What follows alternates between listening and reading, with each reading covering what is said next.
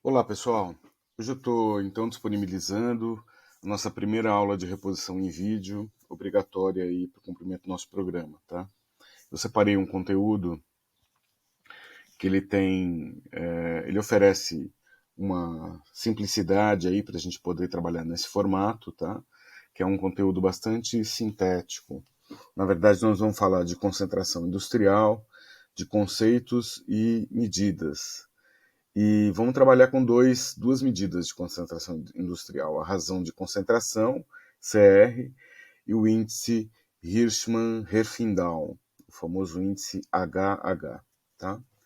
Então vamos começar.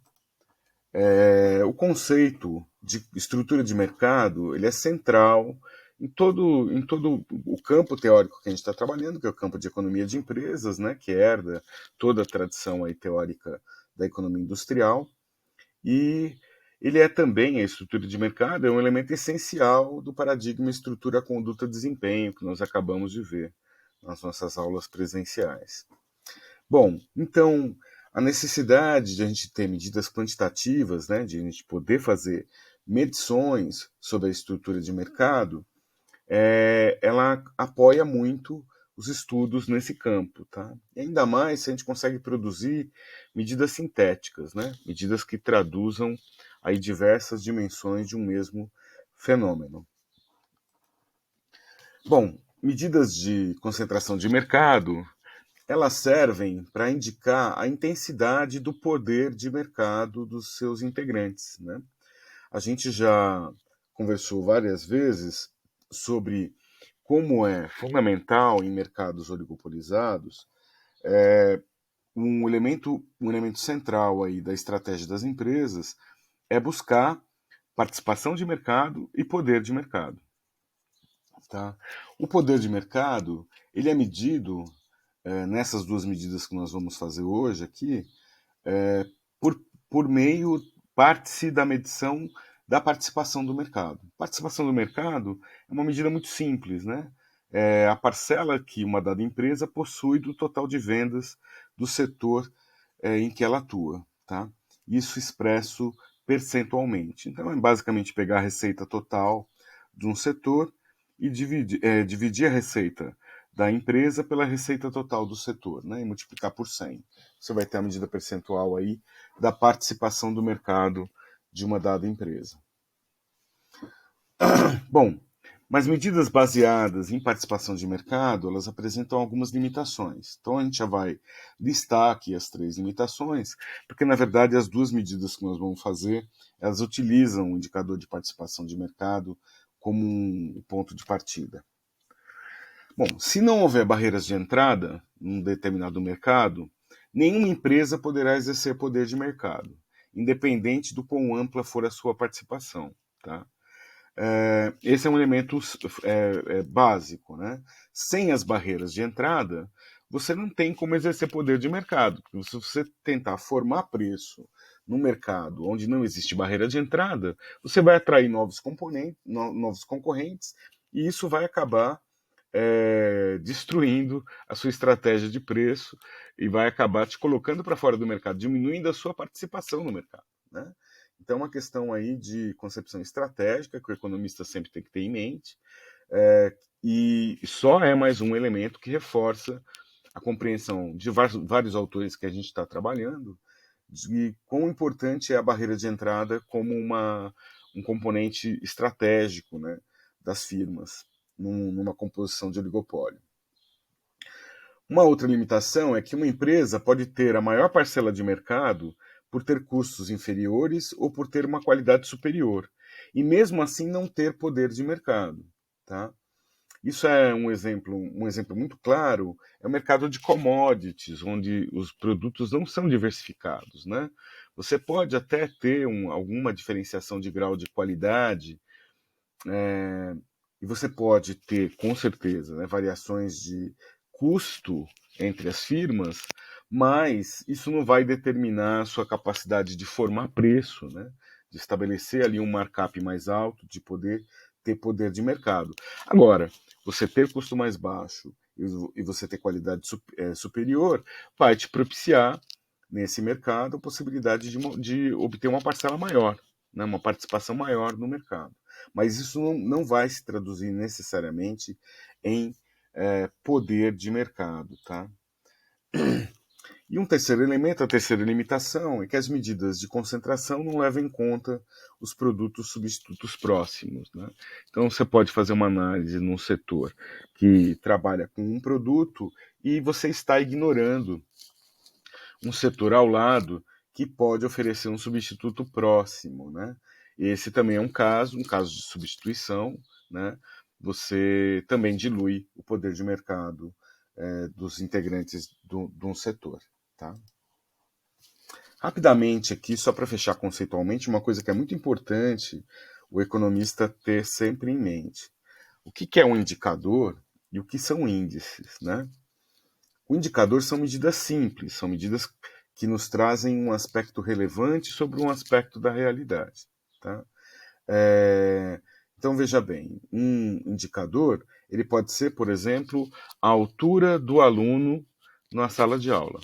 Então, você simplesmente, o aluno entra na sala, você mede a altura dele, você tem ali um indicador de altura. Tá? Mas a realidade ela é complexa, com múltiplas dimensões que influenciam a forma e a intensidade com que os fenômenos ocorrem. Então, se você estiver querendo saber a média dos alunos, da altura dos alunos, você vai precisar pegar esse indicador, que é essa medida individual que você coletou de cada aluno, e transformar num índice, por meio desse algoritmo da média. Né? Soma todas as alturas e divide pelo número de alunos. E aí você vai ter uma informação sintética, você vai ter um índice. Você vai dizer, olha, na sala a altura média dos alunos é 1,68 metros. Tá? Isso quer dizer que todos os alunos têm essa altura? Não, pode ser que nenhum aluno tenha essa altura, mas é uma informação que sintetiza um dado importante, que é a altura dos alunos numa sala de aula, para quem isso for importante. Né? Se os indicadores, então, os indicadores nos aproximam dos eventos, né, quantificando a intensidade, quando eu olho a altura de cada aluno, né, eu estou ali muito próximo desse fenômeno, altura dos alunos que eu quero analisar. O índice, por sua vez, permite alcançar um valor que representa uma síntese de múltiplos aspectos. Uma sala tem múltiplos alunos que têm diferentes alturas, e essa média das alturas, né, que eu estou usando aqui como um exemplo para vocês, do que pode ser um índice, é uma medida síntese para isso. Tá bom? Bom, então nós vamos calcular, na verdade, dois índices. Tá?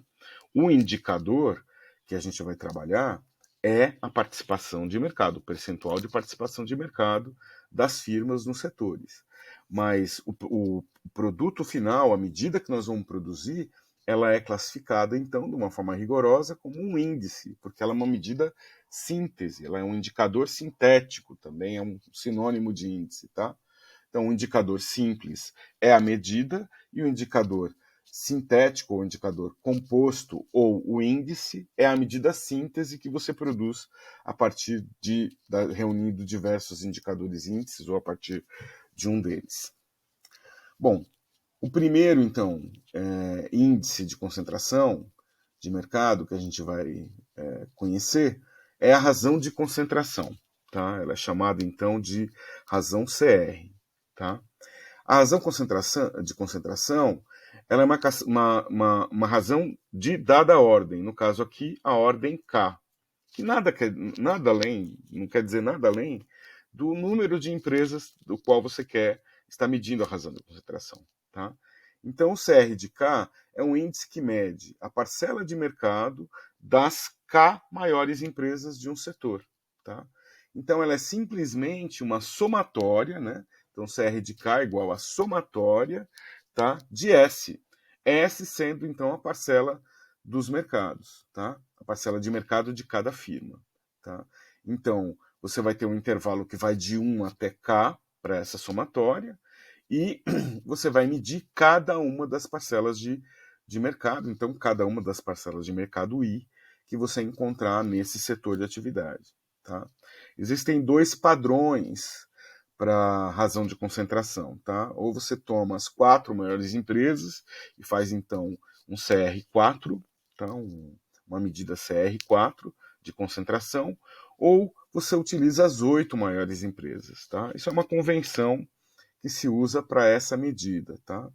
Então, você vai usar ou 4 ou 8 empresas de um determinado setor para determinar um valor de referência sobre a concentração de mercado para as empresas que atuam nesse setor de atividade econômica. É uma somatória simples, tá?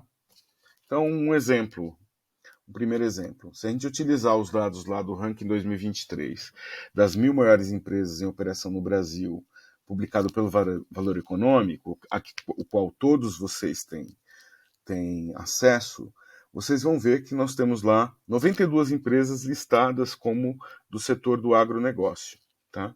Se a gente somar a receita de todas essas empresas listadas, dessas 92 empresas, vocês vão encontrar lá 760 bilhões de dólares, bilhões de reais em 2022. As 4 maiores empresas tiveram vendas somadas de 311,6 bilhões, tá? O equivalente a 41% do total do setor.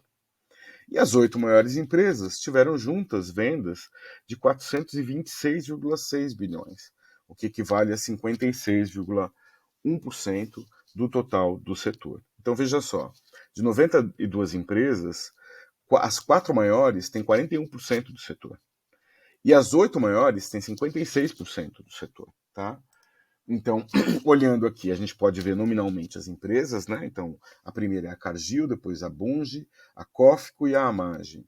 São empresas, então, de 123 bilhões de receita, 78,7 bilhões de receita, 62 bilhões e 47 bilhões. A participação de mercado delas, né, é dividindo o valor dessa receita por aquele valor total de 760 bilhões de reais, né?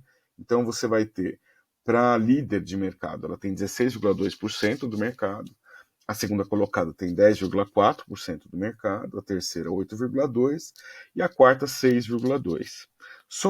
Simplesmente somando essas participações de mercado, você chega num CR4 de 41%. Se você somar a participação de mercado das 8 maiores empresas, você vai ter a quinta colocada, Luiz Dreyfus, né, com 6%, a Coamo com mais 3,4%, a Cevale com mais 3% e a LAR, que é uma cooperativa, 2,8%. Né? Somando as 8 maiores empresas do setor, você vai ter 56,1%. Bom, o que quer dizer esse número? Esse número tem uma relação concreta com o tamanho da amostra, né? Ou o tamanho da população que você estiver trabalhando. A gente está trabalhando aqui no nível amostral, com uma amostra lá de 92 empresas do setor do agronegócio. Então, há de se dizer que por essa medida há uma concentração expressiva entre as 4 e entre as 8 maiores empresas do mercado, até a intensidade muito maior entre as 4 maiores do mercado, né?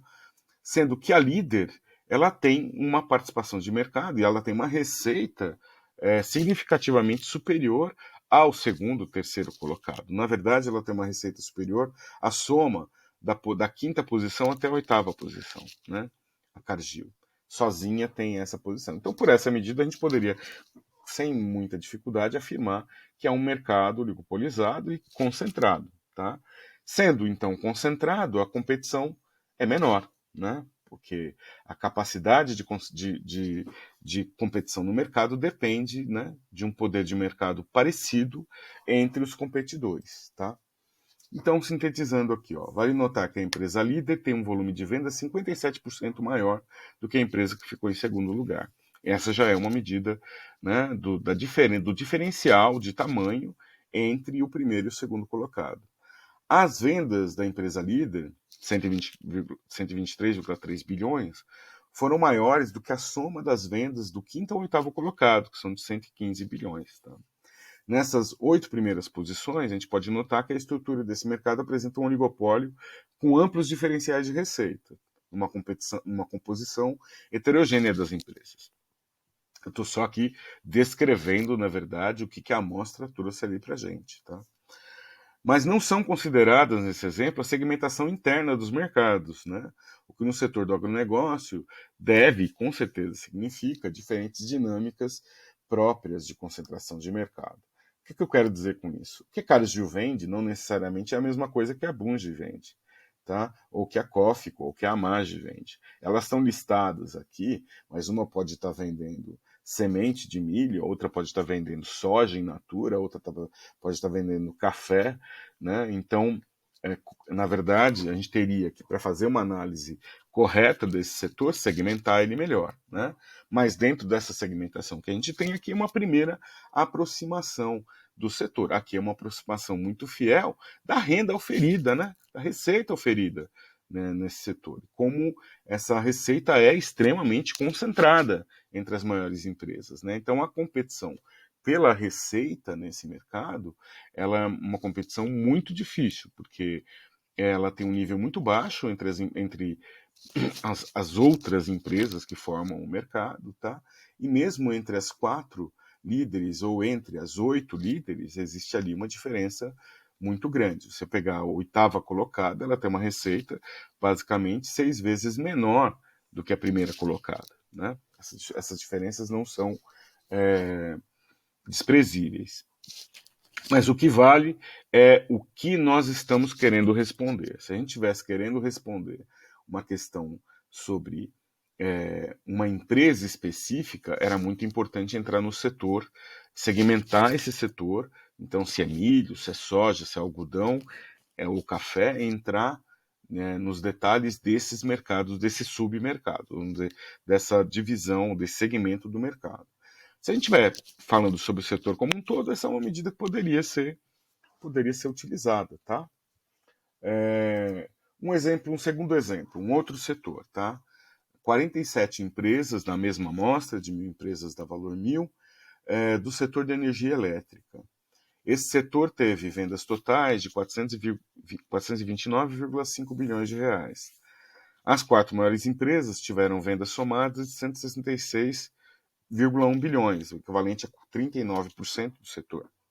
As 8 maiores empresas tiveram juntas vendas de 275,8 bilhões, o equivalente a 64,2% do total do setor. A concentração CR, né, desse setor de energia elétrica acaba ficando então muito próximo àquela que a gente observou do agronegócio. CR4 de 39, no outro era 41, né, no outro setor, e CR8 de 64,2, no outro setor era de 56,1. Então, a gente olhando aqui as maiores empresas, é a Enel, a Neo Energia, a CPFL, a CEMIG, a Eletrobras, a Equatorial, a Energisa e a Copel. Da mesma forma, tá? Quando a gente olha aqui, algumas empresas aqui elas são distribuidoras de energia e outras são geradoras, né? A Eletrobras a gente sabe que é a empresa que tem aí grande parte da geração da energia elétrica do país. Dá para a gente tirar algumas conclusões bem interessantes, né? Quer dizer, se somar esse setor elétrico das 47 empresas, né? Você tem a Eletrobras, enquanto geradora, ela só consegue oferir 7,9% da renda desse setor, né? Essa é uma informação que para o economista tem que fazer algum sentido, né? Mas, olhando as diferenças entre as empresas nesse setor, a diferença é menor, muito menor do que a gente viu lá no setor do agronegócio. Se você pegar a primeira colocada e a 8ª colocada nesse ranking, um ranking de 47, você vai ter uma diferença aí que chega 2 vezes, né? Um fator aí um pouco abaixo de 2,5 vezes, né? Você tem 5,1% da Copel e 11,5% da Enel, né? Um pouquinho mais que o dobro, né? E se você avaliar entre os colocados mais próximos, a diferença fica menor ainda, né? A diferença entre a Neo Energia e a CPFL Energia, que são 2 distribuidoras, né, de energia, a própria CEMIG também, que é uma distribuidora de energia, a diferença é de 2 pontos percentuais. Então, a concorrência entre nesses mercados, supondo que elas concorrem, né? Porque também tem essa questão que a gente tem que levar em conta, né?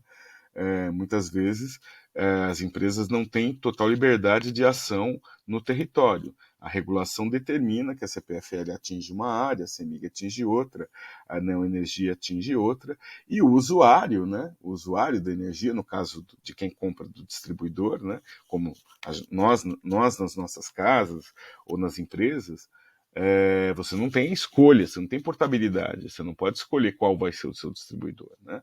Mas, de qualquer maneira, é sempre uma aproximação que a gente faz dos mercados para entender um pouco a distribuição, pelo menos a distribuição da renda no setor, tá bom? O segundo índice que a gente vai trabalhar, né, que é um índice que é o índice utilizado pelos órgãos reguladores para determinar os níveis de concorrência nos mercados, é o índice de Hirschman-Herfindahl, tá? Para facilitar aí a nossa pronúncia, o nosso uso, a gente simplesmente chama ele de índice HH, tá? Ele é uma medida, então, que ele evidencia o peso da parcela de mercado das firmas no setor. Veja só, ele tem uma fórmula muito parecida com a fórmula do, do índice anterior, mas ele, na verdade, ele é a somatória da participação de mercado elevada ao quadrado. Tá? Como você leva a parcela do mercado de cada empresa ao quadrado, você acaba atribuindo nesse índice um peso maior às empresas maiores. Tá? E com isso, então, você consegue evidenciar de uma forma mais clara que quanto maior for o resultado que você obtém no HH, mais elevada é a concentração e, portanto, menor é a concorrência entre as firmas. Tá? Então, aqui, se na soma anterior ela é deficiente em relação a isso, né, apenas porque ela utiliza, né,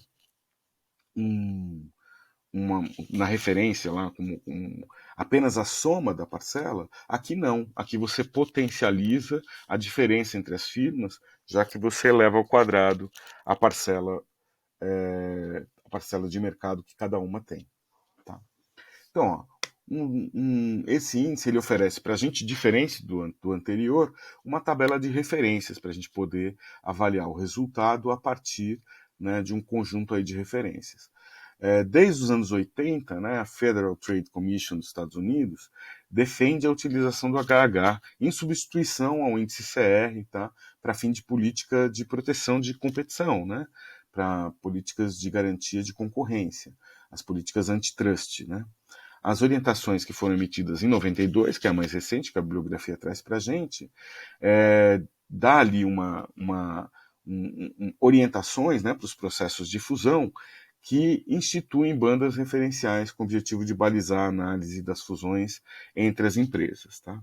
Então, se você mede uma concentração de mercado pelo índice HH e obtém um valor entre 0 e 0,1, mas menor que 0,1, você não precisa se preocupar quanto à competição no setor. Se você superar o valor de 0,1 e chegar até o valor de 0,18, você tem preocupação com a competição no setor se o aumento, né, do índice for maior ou igual a 0,01 pontos após uma eventual fusão entre duas ou mais firmas. Que é bastante simples o conceito, tá, pessoal? Se você tem uma lista de empresas e aí você usa todas as empresas que você conhece do mercado, você não se limita a 4 ou 8, você usa todas, tá? Se você faz uma medição antes de ocorrer as fusões, né?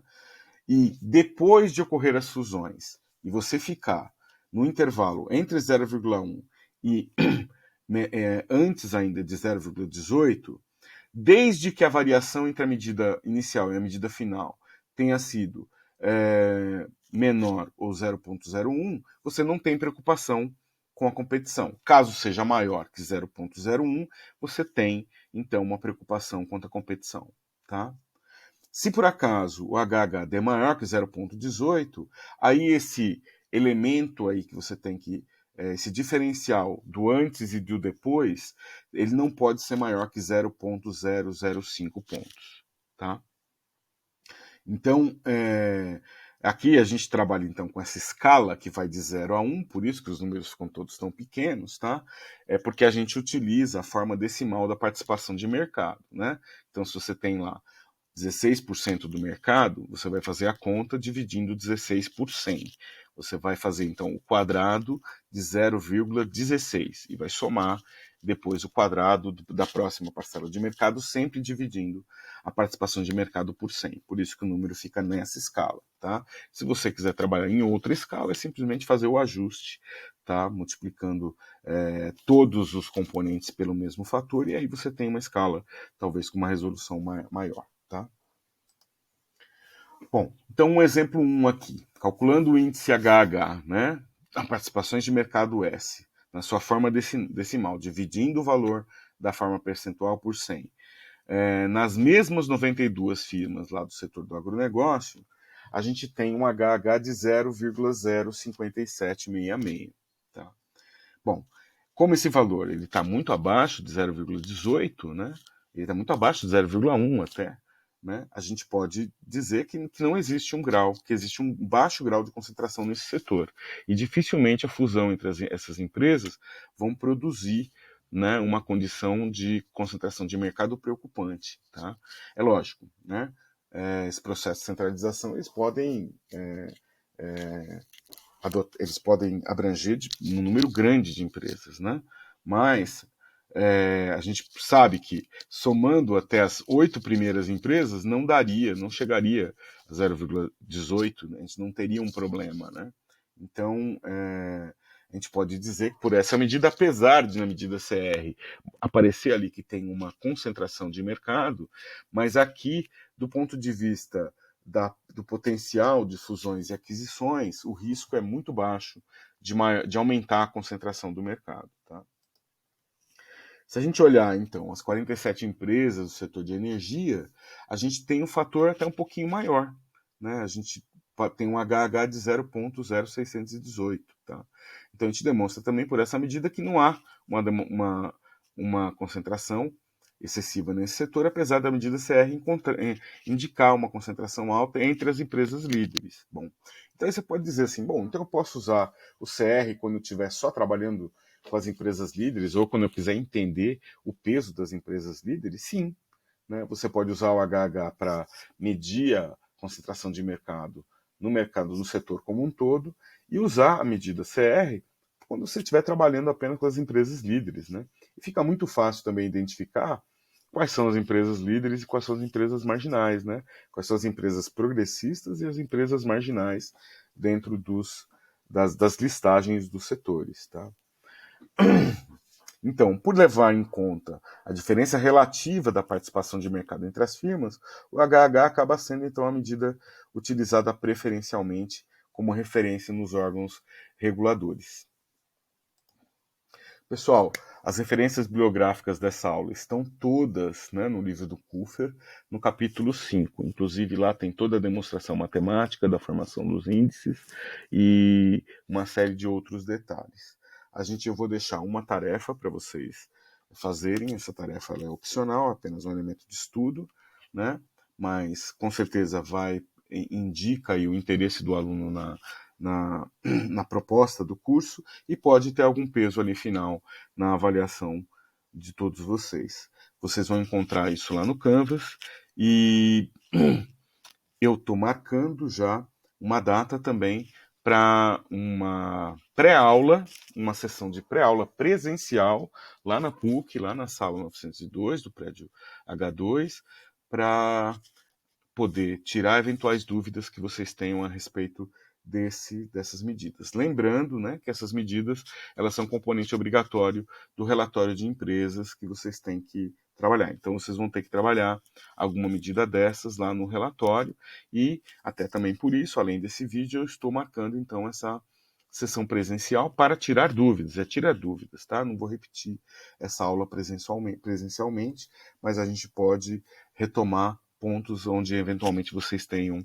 qualquer dificuldade. Bom, então eu agradeço a todos aqui por assistir